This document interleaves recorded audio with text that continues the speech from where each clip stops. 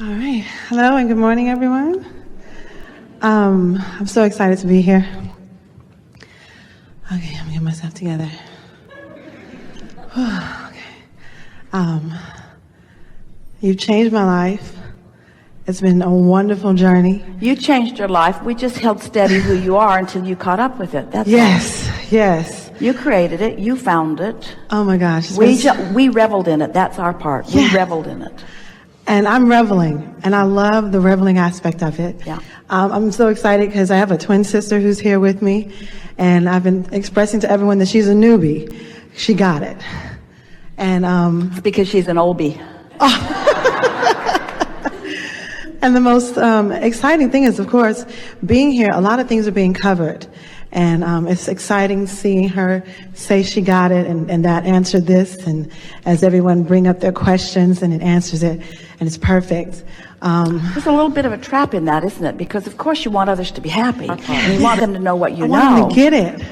But you really can't get too invested in what anybody's getting or not getting, because you don't want to sacrifice your getting by your awareness that they're not getting. So sometimes the most cooperative people in your experience are not really those who benefit you a great deal, because then you start sort of getting used to that. Well, you got it, and you got it, and you got it. Why can't you get it?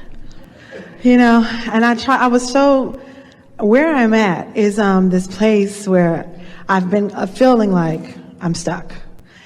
And this is the clarity that I need, because now, in this place of me being stuck, there's so much other things that are going on. I'm back in school, I'm working, I have children, I'm involved in a relationship. And to me, a turning point that I can say was the extension of my twin. I don't understand this whole twin relationship, but I want to think that it has purpose in my life. I want to think that we as identical twins decided to come here for some big purpose that we're co-creating, you know, and on this leading edge with you guys. You did, but it's not what you think. Because what it is, you see, here's what we're here about. Okay. And it's what you're here about too. Yes. But here's what we're here about. We are here visiting with you all who are extensions of what we are. Okay. We're here visiting with you to help you reestablish your relationship with your inner being. Source. Your identical twin is like your outer being. Okay. And everybody else is like your outer being too. Okay. And that's what when we say most everybody's looking for love in all the right places. I'll jump through these hoops because I care about the reflection that I get back from you about me. So I really care what you think about me. In fact, I care so much about what you think about me that everything I do has that in the background of my mind. I'm behaving for I'm behaving for your attention, for your appreciation, for your approval. And so that's what most humans are doing with each other. Children are trying to please their parents. That's what your parents train you to do. Yes. People are looking for approval from others. And there's nothing wrong with appreciating, and there's nothing wrong with being appreciated. But if you look for it outside of you rather than feeling for it inside of you, you lose yourself. Yes. You lose yourself, and then you begin resenting the others who you can't control their perception of you. That's what Esther was talking about. I can't use enough words to get you to get me. Yeah. You're not getting me. You're not getting me. Well, the reason you're not getting me is because you're a different person with different intentions. You weren't born to get me. No. And yet I've made it my life's work for you to get me. And that's me. And I need to join together with others so that we're more gettable. Yes. And it turns into me being forgotten. So, but you see, nobody forgot you. You forgot you. Yes. Yeah. So here's how it works. Your inner being, the Abraham within you, source, whatever you want to call that, is focused with you in every moment of your experience, and has, this isn't the best word, but it's the maybe most descriptive, and it'll get you there quicker, has an opinion of what you have opinion about right here and now all the time. Okay. So your source is flowing with you in every conversation, in every mind travel, in everything that you're experiencing. Source is right there having an experience too.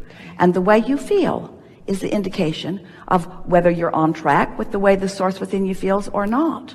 Right. Most humans haven't been trying to feel the vibe of their inner being. Right. Because, as Esther says to Jerry, ooh, you are so subtle now. He always was subtle, but oh boy, is he subtle. He's so subtle that she can't get him unless she really tunes to the frequency that is him. She can't get him until, in other words, if she's in a bad mood, she can't get him. Right, right. He used to be there anyway, poor guy. But she can't get him. She knows that and the conversations are subtle. In other words, there's no loud voice in the room. Right. It's a still small voice in her mind. In other words, it's something that she translates when she's in the vibrational frequency of it. And so what your relationship with your sister really is about is to give you some perspective, some vantage point, and a basis of what it feels like to try to perceive yourself through the eyes of another all the time, and the complication of that. As compared to the clarity of just hooking up with your inner being who's hooked up with you. So then a lot of people are wondering, so do you share the same inner being? Well, technically you all share the same inner being. In other words, we're all a stream of consciousness, but get over that. In other words, you're not here, two puppets on one string. It's not anything like that. Okay. Your inner being is right there with you and the thoughts that you're about, and with your sister and the things that she's there about. And if you'll stop trying to make everything connect here in the physical, and you'll make this connection first, then the happily ever after that you will continue to live. We know you have a good relationship, but neither one of you have allowed yourself the full connection with who you really are. And both of you are experiencing insecurity because you're putting way too much credence on the relationship of each other than you are from what comes from within. Awesome. That makes perfect sense. And I understand when you said that a voice and that opinion. I'm involved in a relationship, and this relationship has been a journey for me, because when this relationship first started, we were on the same page. So interesting how you all make journey like a bad word. It's been a journey. Well, because I would like to say that it's a journey that's unfolding and is awesome and is excellent and exhilarating. Then say that. That is the because desire. All of that's true. Right. That's the desire that I am seeking after in this relationship. And I want it to be a continual, exhilarating experience for me. And we come to these little stumbling blocks, just as, but you see, speaker. You can't have a good relationship with this person until you figure out the relationship you have with your sister. And you can't have a good relationship with your sister until you figure out the relationship with your inner being. And once you get that straight, everything else will fall into place. So this is, on that note, at times I feel like cutting ties with everything and just zeroing in to my inner being. Focus is a way of cutting ties. In other words, if you're listening to a song on the radio on 97 point whatever, and you turn the dial just a little bit, you cut ties with that station and you hook up with that one, right? Yes. So by cutting ties, don't divorce them. Don't disown them. Don't have a fight with them. Don't run them off. Don't write a note, I never want to see you again. Okay. Don't get a restraining order against them. Right. In other words, by cutting ties, what you don't want to cut all your ties with everybody. You just want to detach from the ties that are binding you, that you are blaming on them. But it's not about them, it's about you. And it is, and it is. And my desire here is, how can I better use everything that's accumulated with the teachings? I say meditation. I'm looking for something that I can do, that I can incorporate through children and through school and through work and relationship and home life. Well, all of that is coming for you. You'll do all of that, but you're getting too far down the road. And when you get too far down the road, then you don't hook up with what you need, and then you're down the road. So you got to figure out how to hook up with it consistently. Yes. Meditation is a really good way, because when you meditate, you stop resistant thought. You stop all thought, but you stop resistant thought. And then you get on the wavelength where you can receive more clarity about who you really are. It's like really broad view is available to you. The other thing that has really been helpful, Esther benefited so much from this game that she began playing with herself. And that was when she would put herself in bed at night, she would say, while I sleep, momentum's going to stop. So I'm not going to be practicing any beliefs that are hindering anymore. In other words, all resistant thought is going to subside completely while I sleep. And when I wake up in the morning, I've got like a fresh slate. I've pushed the reset button, and I can get the momentum going however I choose to do it. So she would wake up the first morning or two. She didn't even make it through breakfast until she had already cluttered her experience. But she began taking simple words, like we did with the focus wheel with a friend just now. She began taking simple words and just focusing on those words. And it seemed silly to sit and write a whole page full of the word fun. I love it. But as she wrote a whole page full of the word fun, until she got focused upon what the feeling of fun was, then playful ideas began flowing to her. Then fun ideas began flowing to her. And she began to realize that fun was branching out in really relevant ways in her experience because of the simple focus upon the word fun. So she wrote fun for days, just 15 or 20 minutes every morning.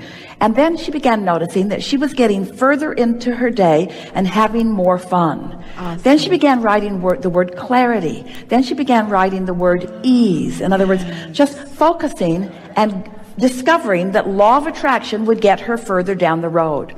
And then remarkable things began to happen, because things that had been in her vortex for a long time began wafting easily, effortlessly into her experience because of the simple work of holding herself in that step 3 place of non-resistance earlier in the day. Yes. She let her vortex have its way with her.